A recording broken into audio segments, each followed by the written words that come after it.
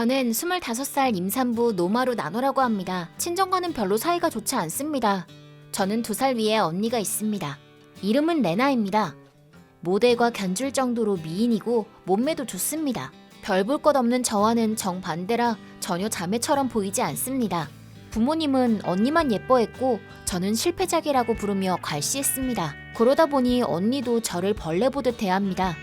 항상 저를 무시하고 까내리곤 합니다. 그런 생활을 계속해서 견뎌오다가 대학을 들어감과 동시에 저는 집을 나왔습니다. 거기서 현재 남편인 소라오를 만나 졸업 후에 결혼했습니다. 설마 미인인 언니보다 제가 더 먼저 결혼하게 될 줄은 상상도 못했고, 무엇보다 가장 놀란 건 왜인지 언니가 엄청 기뻐했다는 사실입니다. 얼마나 기다렸는지 몰라. 축하해. 아기도 기대되겠네.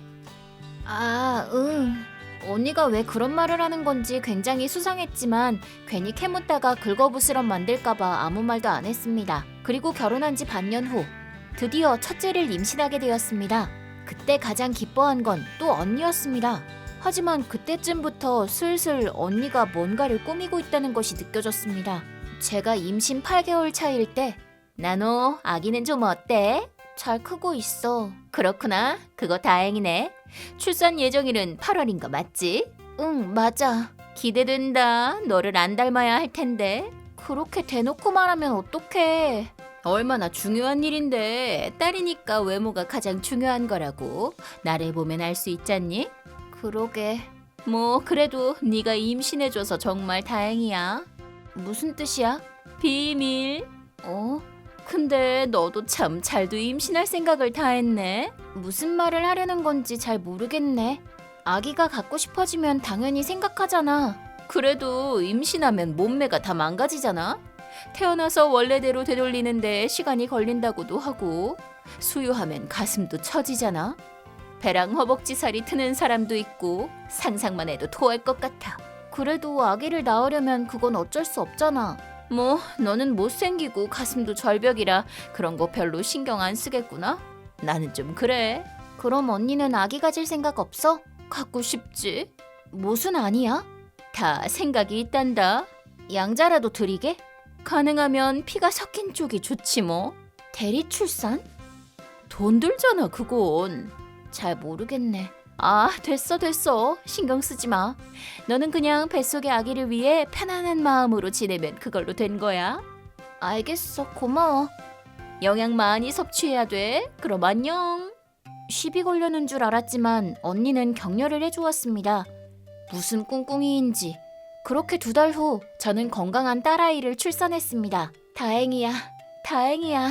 보통 친정으로 돌아가는 사람이 많겠지만 솔직히 그곳은 언니한테나 좋지 제가 가봐야 오히려 엄마 아빠 수발이나 들게 될 가능성이 더 높았기에 시부모님의 뜻에 따라 시댁에서 산후조리를 하게 되었습니다.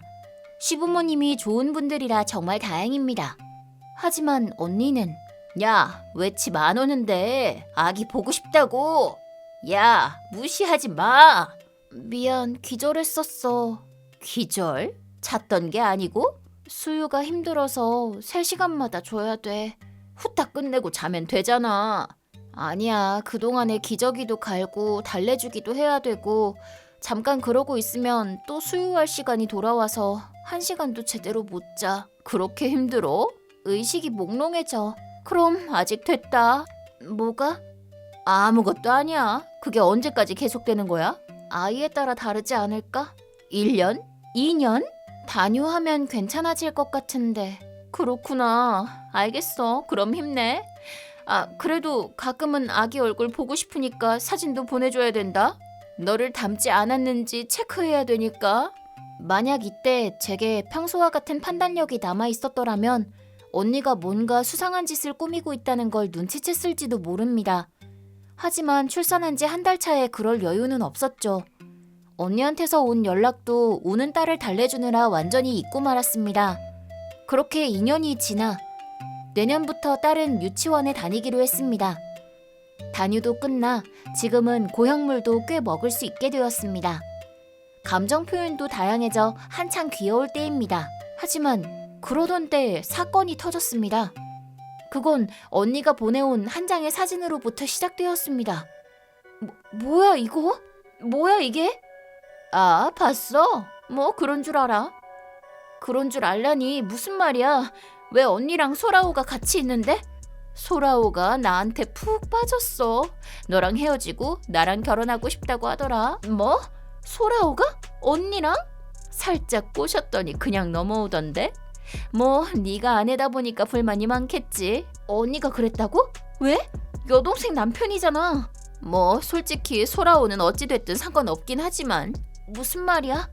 내가 갖고 싶은 건 네 딸 사쿠라거든. 뭐? 도대체 무슨 말을 하는 거야? 전에도 말했잖아.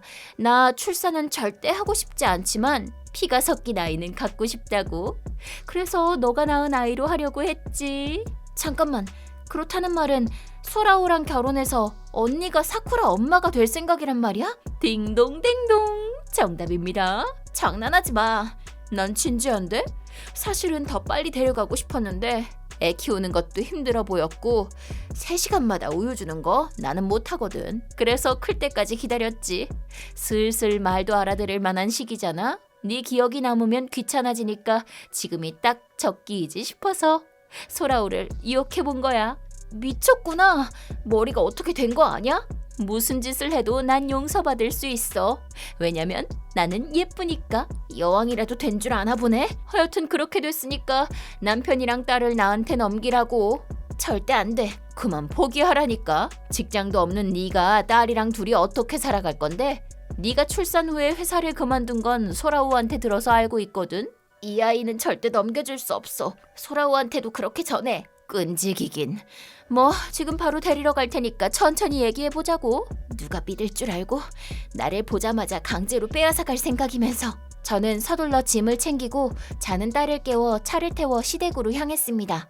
아버님, 어머님, 저희 좀 숨겨주세요. 사정을 설명드리니 두 분 다 놀라셨습니다. 그리고 바람을 피운 자신의 아들에게 분노하시며 여기에 머물거라. 절대 손주를 그런 여자한테 줄 수 없다. 아들놈도 손도 못 대게 할 거야. 시부모님이 정상적인 분들이라 정말 다행입니다. 그 뒤로 일주일간 저와 딸은 시댁에서 한 발자국도 안 나가고 집에 숨어 지냈습니다. 그 사이에 소라오가 찾아온 듯한데 저희가 어디에 있는지 모르겠다고 시부모님이 말해주셨고, 그래도 집요하게 캐묻는 소라오에게 너 같은 새끼가 어디라고 발을 들이고 있어? 당장 안 나가? 라며 절연을 선언하셨습니다. 그러자 곧바로 언니에게 연락이 왔습니다. 너 어디 있어? 적당히 하고 얼른 나와. 절대 안 가. 유괴했다고 경찰에 신고한다. 알아서 하던가. 나는 애 엄마라고. 그런 생활이 계속 이어질 것 같아? 우리는 이미 친권 획득을 위한 재판 준비까지 끝났어. 이혼도 이미 성립했고. 무슨 말이야? 난 이혼 서류에 도장 찍은 적이 없는데? 그딴 건 인간만 있으면 얼마든지 가능한 거고. 그렇게 그 사람은 이미 내 남편이 됐어. 남은 건 친권만 옮기는 게 다야. 그리고 생활할 능력도 안 되는 네가 친권을 계속 가진다는 건 있을 수 없어. 그런 건 해봐야 알지. 뭐야, 대항해보겠다고? 알바라도 찾아보시게? 말해두는데 소라오 도움받을 생각 마라. 그딴 거 필요 없거든. 얼마 가지도 못할걸. 그 메시지를 시부모님께 보여드리고 저는 어떤 설명을 드렸습니다. 이대로 계속 도망치는 방법도 있지만 나는 정정당당하게 이 아이의 부모라고 말하고 싶어. 그 녀석들 마음대로 하게 두지 않을 거야. 그렇게 저는 반격을 시작했습니다. 3개월 후, 너 진짜 끈질기다. 적당히 하고 포기해 이제. 마침 잘 됐다. 나도 연락하려던 참이었거든. 드디어 포기할 마음이 생겼어? 그 반대야. 반격할 준비가 끝났거든. 뭐? 집구석에 처박혀 지내다가 머리가 어떻게 된 거 아니야? 머리가 어떻게 된 건 그쪽이겠지. 아, 옛날부터 그랬구나 참. 내 머리가 어떻다고 그래? 또라이도 알아들을 정도로 쉽게 설명해 줄게. 간단하게 말해서 당신은 이제 끝이야. 뭐? 일단 이혼에 대해서 말하자면 당신네들이 한 짓은 범죄야. 유인 사문서 위조죄, 위조 유인 사무소 행사죄, 그리고 전자적 공정증서 원본 불실 기록죄. 게다가 당신이랑 결혼했으니까 소라오는 중혼죄까지 적용된다고 하더라. 뭐야, 알아듣기 어려운 죄명만 늘어놓고. 어차피 너도 이혼할 생각이었잖아. 대신 절차를 진행시켜준 게 다라고. 그걸 범죄라고 하는 거야, 이 멍청한 인간아. 너 나 바보 취급하니? 아주 정확해. 참고로 이거 체포될 가능성도 있다고 하니까 마음의 준비도 해둬. 체포? 범죄니까 당연하지.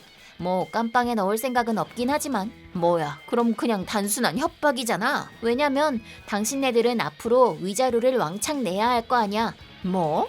왜 우리가 너한테 돈을 내야 하는 건데? 반대로 왜 내지 않아도 된다고 생각하는데? 설마 내가 혈연관계니까 같은 그딴 이유는 아니겠지? 그래, 그거지. 언니는 내가 못생긴 여동생한테 무슨 짓을 하든 용서받는 거야. 가정교육을 한참 잘못 받았네. 뭐 동정은 하지만 용서는 하지 않을 거야. 그런 사고는 세간에서는 통하지 않아. 당신이 저지른 일은 법에 저촉되기 때문에 큰 대가가 따른다고. 소라오랑 당신한테 각각 300만 엔씩 청구할 거야. 웃기지 마. 절대 안 낼 거니까. 저는 변호사를 통해 2명에게 위자료를 청구했습니다. 그러자 어떻게 된 거야 이게? 변호사 통해서 말해줄래? 우리 변호사한테 얘기했더니 이건 절대 이길 수가 없다고 말하던데? 그야 그렇겠지. 지금까지 당신들이 해온 짓을 상세하게 다 적어 보냈으니까 이래도 이길 수 있다는 변호사가 있을지 참 궁금하네. 심지어 친권도 못 가져올 거라고 하던데? 너 돈도 없는 주제에 왜 이렇게 된 거야? 저기요, 착각하시는 것 같은데 나 돈 꽤 잘 벌어. 거짓말 하지 마. 너가 일 그만둔 거 다 알거든. 그럼 그 후에 프리랜서로 일하고 있는 건? 뭐? 소라오가 육아를 하나도 안 도와줘서 어쩔 수 없이 회사를 그만뒀지만 그 인간 수입만으로는 살아갈 수 없었어. 그래서 집에서 육아에 관한 기사를 써서 돈을 벌고 있는 거야. 꽤 인기를 얻어서 지금은 연재를 3개나 하고 있어. 서적화하자는 얘기도 나오고 있다고. 거짓말. 소라오가 그런 말 한 적 없는데? 내가 일한다는 걸 알게 되면 그 인간이 일 그만둘까봐 입 다물고 있었지. 뭐야 그게. 하여튼 그래서 애 하나 키울 수입은 충분히 되니까 걱정하지 마. 그것보다도 당신 걱정이나 하는 게 좋을걸? 무슨 뜻이야? 곧 알게 될걸? 체포한다! 장난이지? 위자료는 어떻게 됐냐고요? 실은 레나가 위자료를 청구당했다는 것을 알게 된 저희 부모님이 아끼는 딸내미라고 전액 다 내주었어요. 그게 뭘 의미하는지 알지도 못한 채로. 그래서 저는 바로 경찰에 신고하고 둘은 여러 죄로 체포된 것입니다. 둘로부터 용서를 구하는 편지가 빈번하게 왔지만 다 무시했습니다. 참고로 일단 언니와 전남편의 공판에 나갔는데 그렇게나 예뻤던 언니는 완전 홀쭉해지고 드문드문 흰머리도 나 노파처럼 보였습니다. 이제부터 시작될 옥중 생활이 끝날 때쯤에는 분명 알아볼 수 없을 정도가 되어 있겠죠. 그래도 몇 년 후면 그 인간들이 출소할 테니 만일을 위해 저는 딸과 둘이서 먼 곳으로 이주하기로 결심했습니다. 지금은 한적한 지방에서 평온한 생활을 보내고 있습니다.